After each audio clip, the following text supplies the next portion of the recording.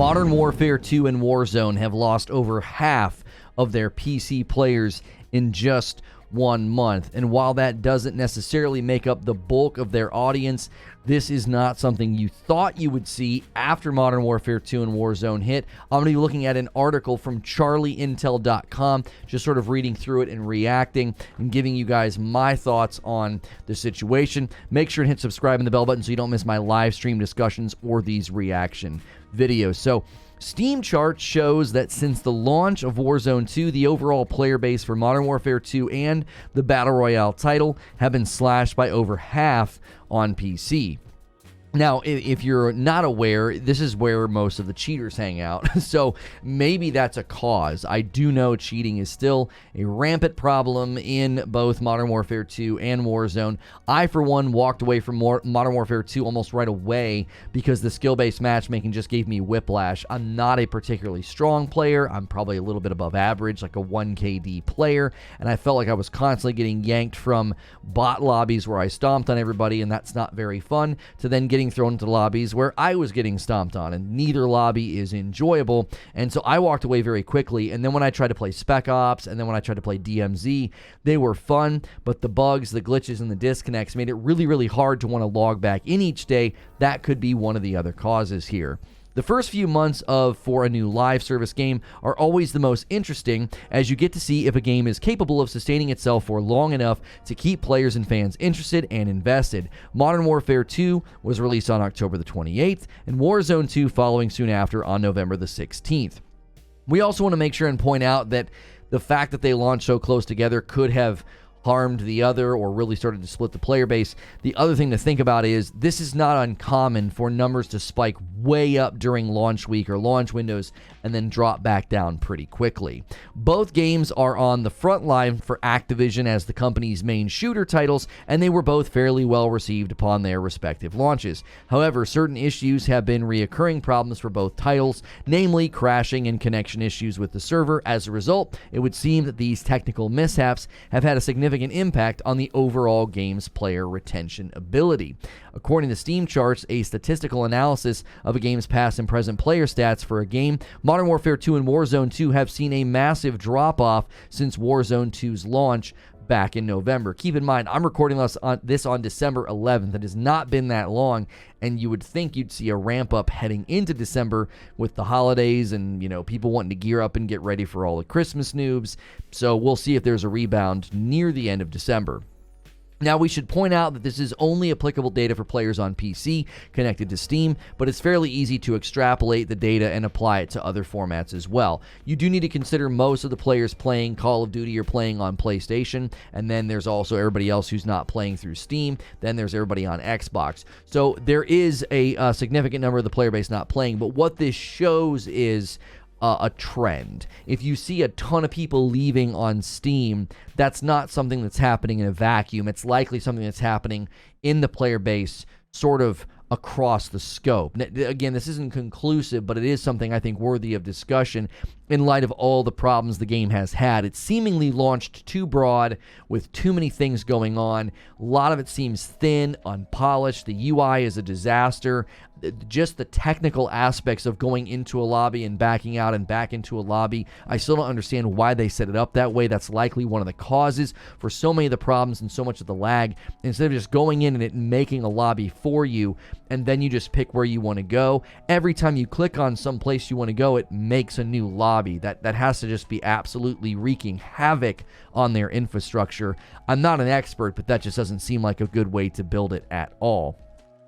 A combination of 416,000 players jumped into Modern Warfare 2 and Warzone 2, the sequel to the BR title, and 4 days later, both titles reached a combined peak of 488,000 concurrent players on November 20th. We're now barely 18 days removed from Warzone 2's debut, and December the 7th, 2022 reported that 217,000 people logged in both titles on Steam. That's a loss of 271,000 players and counting, representing approximately a 56% reduction in players. That's actually a ton of people playing on Steam. I didn't anticipate the number being that high. I didn't pre-read this. I like to kind of react raw and just kind of go with the flow. That's actually pretty huge. They had almost 500,000 people playing combined on Steam, and over half of those people just stopped playing 18 days later, like a little over 2 weeks later. This is the kind of game that you wouldn't expect to see that quick of a drop-off. I think when New World had its drop-off, it was like a month later when everybody started running the reports of like New World's player base is plummeting. It was like a month to a month and a half. And I know that's an MMO, but this is designed to be a game that you log in and play all of the time, whether it's the BR or MW2. You're in there, you're doing the grind, you're getting the checkboxes. And I mean, Spec Ops was something I was looking forward to grinding, but the stars didn't work for like the first 2 weeks, so I literally just stopped trying. I haven't done any prep work for the raid, and it like launches this week. That's how it feels, I think, for a lot of people. It's like, why bother jumping back in? Obviously, there will be new players hopping on, particularly Warzone 2, as it's free to play, but it suggests that longer-term players might already be losing interest in the game. I wouldn't be sure about that. Longer term players may not be the ones hopping on Steam. It could have been people, checking out the install on Steam to see how it ran. I don't know. Warzone 2 being free to play also means it's really easy for tons of folks to dive in and then decide, this just isn't for me, I don't like it. That can create a massive influx at the beginning that is just not sustainable. With Steam being a PC service, it's possible that the ongoing PC difficulties for MW2 and Warzone 2 are proving problematic. This was true for Callisto Protocol, as an example. It was getting decent scores in most outlets, like a 70%, 7.5 out of 10 stars. And, 7 out of 10 out of, not stars, but you know what I'm saying. And people were just shredding it on Steam because it was having performance problems. Now, it's slowly turning the tide with a couple of patches, but the same could be said for this. Like, maybe it's getting significantly more drop-off on PC because people are like, my gosh, there's just too many problems. Call of Duty legend Nadeshot recently lashed out at Warzone 2 and the devs, telling them to fix the game, and they have not only addressed the PC crashing issues, but also offered solutions too. He's not the only one that has shredded this. I know Doc recently said he just thinks this thing is a shambles. It's in terrible state. Doc obviously is prone to being hyperbolic. I don't necessarily think that Nadeshot is known for that. He's usually a pretty measured guy. Obviously, everybody has moments where they lash out, lose their temper, and have a bit of a human moment. But I've always seen Nadeshot as a more measured guy, a little bit more calm and careful in his analysis of something. And it sounds like even he is saying, look, man, you guys have got to get this stuff straightened out. But there's every chance that the new content updates will be able to bring back players to Modern Warfare 2 and Warzone 2 who have previously jumped ship. And that's the end of the article. I just don't know if that's true. I don't know how many people are interested in the raid. I don't know how many people who are grinding Spec Ops. I think they kind of really hurt themselves by, hey, here's Spec Ops. Here's a PvE alternative. Here's something to grind that's pretty challenging. And it didn't work for weeks. None of it was even explained that well. Even if you understood how it was supposed to work, it didn't work the way it was intended. That's a really quick way to turn people off from trying out something new or going into something that's very different. I also think DMZ hurt Spec Ops because DMZ is just more fun than Spec Ops, but I'm also now hearing from people, it seems like they quietly buffed all the NPCs in DMZ, and it's really, really hard and frustrating, and people are seemingly having an unenjoyable time in there just because they just decided to mess with something.